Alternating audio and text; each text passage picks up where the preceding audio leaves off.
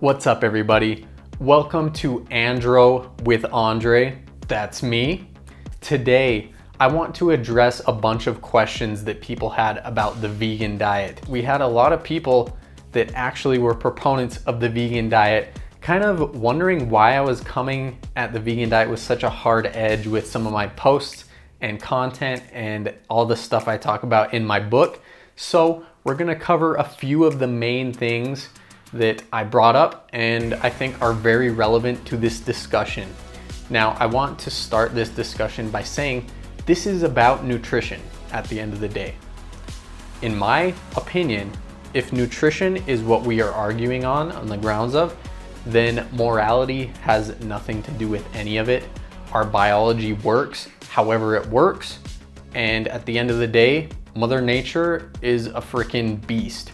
So if that's how Mother Nature made our biology, then morals have no room in this discussion. So I want to start off saying this is not a moralistic argument. This is purely based on nutrition. So let's go over some questions. Number one question, if I'm asking a vegan that is addressing me, my question is, how long have you actually been vegan? Because so many people, they may be a month in, maybe less than a year in, and truly, for you to understand the gravity of your health choices, especially being vegan, some of you, it may take years before you realize it's not working out for you. And we're gonna go over some reasons for that, but I wanna ask you, how long have you been vegan? The second question that I would ask, blood work.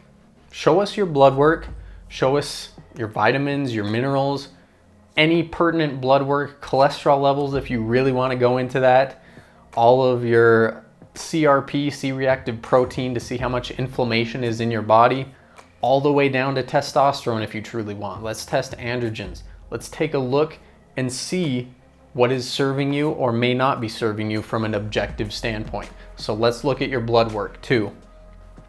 Number three, and this is no dig on anyone. As someone that is very passionate about psychology and mental health, I'm asking this question very seriously. Mental illness. Do you have any mental illness diagnoses or have you been diagnosed with mental illness? If so, vegan diet may exacerbate them or you may develop them under a vegan diet. My mom, love her to f***ing death, but when she was vegan for her 7-year stint, come year 5, she was not functioning right mentally. I mean, across her entire body, all the way to the gut, to her foot that broke severely, poorly, just stumbling down that last carpeted step at her house. What your brain has to go through when you have so many of these deficiencies from eating a vegan diet incorrectly, not supplementing right, is vast. All the problems just multiply. So if you already have a lot of mental illness, I cannot recommend the vegan diet to you whatsoever. And of course, I would recommend the androgen diet, looking at your hormones, looking at your micronutrients, and approaching things that way. More holistic, more involved, and less exclusive. That's one of the issues today, is so many people are so exclusive and are so quick to throw out specific things for usually bad reasons. Now, next thing, we're gonna talk about some obstacles, and I'm gonna break that down. This will kind of be the meat of the discussion, no pun intended. So let's talk about some obstacles. If you're getting blood work done, you will want to make sure your vitamin A levels are on point, your vitamin B12 specifically is on point, and your vitamin D levels. Not only do we get vitamin D from being out in the sun, which is vegan technically, we also get it from healthy foods such as pasture-raised eggs and a lot of many other things that help support proper vitamin D status in the body. Next thing, plant oils. Plant and seed oils are an abomination, literally a repurposed waste product. So if you're one of those vegans out there that's so against capitalism, this is one of the demonic faces of capitalism, is repurposing waste products and putting them into food products, which can't recommend food products either. So eat real foods, not food products. Next one, refined grains. Once again, something that has a huge shelf life, easily processed, easily put into just about anything to sell for hyper profits. Refined grains, especially the bastardized forms that we have now in our diet, do not serve many people. Those people with celiac disease, gluten intolerance, gluten sensitivity, all of that stuff. Refined grains are not quite the way either. And vegans, I know, rely a lot on a lot of refined grains. Last one, soy boys. Stop being a soy boy. So threw this in as a joke, kind of, because there is some evidence that actually does show soy increases estrogen. Now, I know a lot of you vegans are probably talking about, so does milk.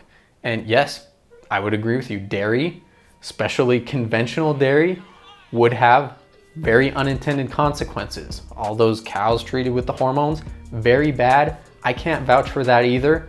Do some raw grass-fed dairy and you're probably in the clear. But for you soy boys out there drinking your Soylent Green, you do not understand the corporate money that is backing the soy industry. And a lot of studies will not look into beta estrogen receptor agonism, which is what increases estrogen in men specifically. So a lot of them, they conclude with their studies, it's a wash. Sometimes it just fills up the receptor site, but doesn't cause any action. And sometimes it does cause some action. So ultimately, the studies that you're probably referencing are looking at those specific wash type arguments. And of course, that's exactly what the soy industry wants. They don't want it to go either way at this point because they know it does have some consequences. So look at beta estrogen receptor dominance when it comes to intaking of soy and even conventional meats. The soy that's in conventional meat, horrible. Get properly sourced meat, and that is it. That's it. You want properly sourced meat from a sustainable farm, ideally, grass-fed, grass-finished. That is the Andro way. So let's go to some more obstacles. Now, if you're a vegan, this is all for you. This is for you to keep in your mind and realize that you have some real obstacles to overcome if you're going to stick to being a vegan. Number one, fiber.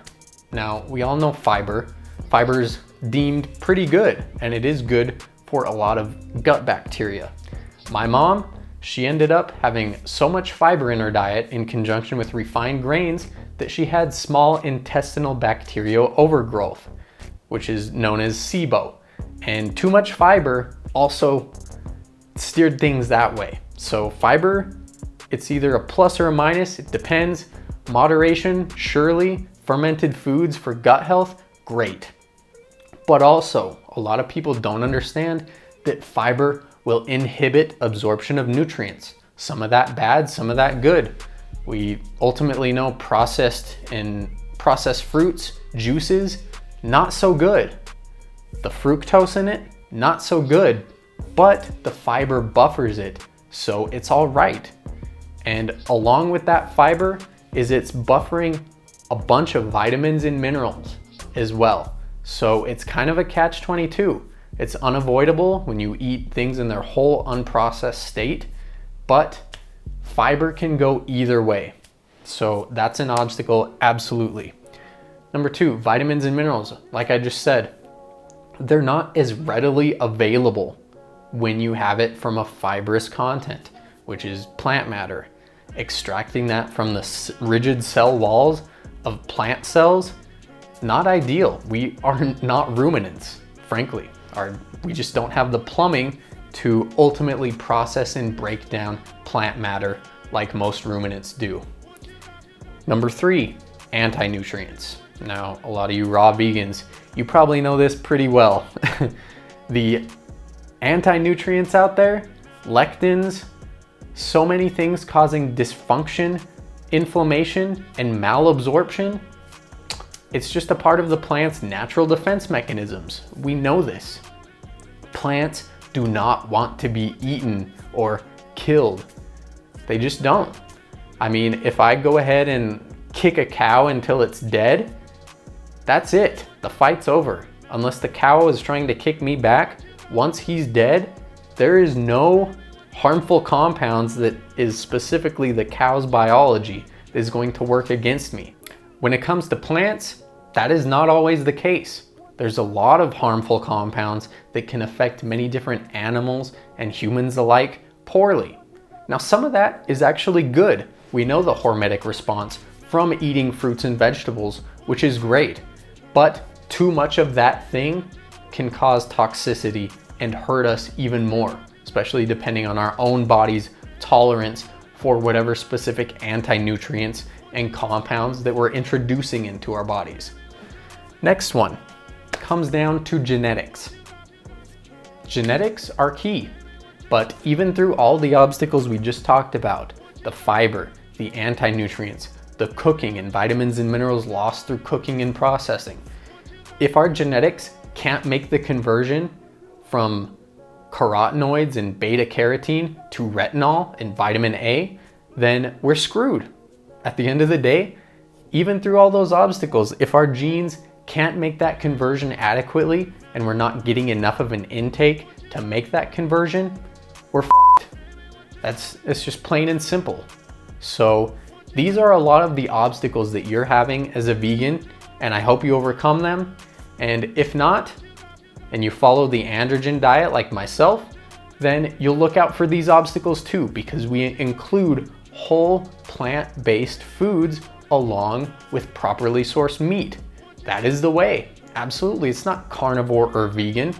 I think there's good things we can take from both worlds, and that's why I created the androgen diet. So let's talk about this last question. Now, this is a fasting paradigm out there. And I have a lot of good benefits with fasting across my life when I started doing it.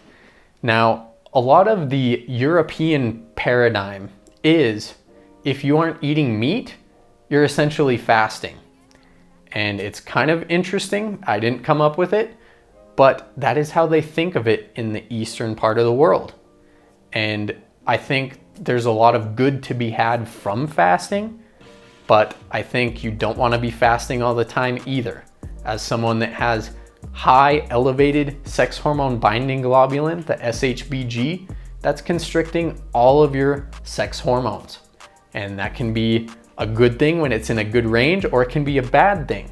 It just depends on your blood work, quantifying your blood markers and seeing where you're at, and seeing if fasting or a vegan diet or even a low carb diet is not working for you, because that is something that is going to come down the road if you continue excluding so many foods. So ultimately, that's all I want to say. I hope you guys understand what I'm talking about. This is not a diss on the vegan diet, but this is ultimately people's journeys, and they'll come across a lot of obstacles. And I'm saying you need to adapt your approach, look at a holistic level, look at your hormones, look at your blood markers, vitamins, minerals, everything. That is the only way. And of course, even with genetic testing, you can test to see if your genes specifically can convert those vitamins and mineral precursors on a vegan diet. Now, most of us, there's too many obstacles, and it's just not efficient, it's not convenient. We follow the food chain, and ultimately, the ruminants will be able to take so much vitamins, nutrients, and minerals from the plant matter, compound it, and we eat further up the food chain for better efficiency and results at the end of the day. So that is what I'm preaching about. That's what the androgen diet is about. And I hope this video helped you guys understand where I'm coming from. So take care out there. Peace.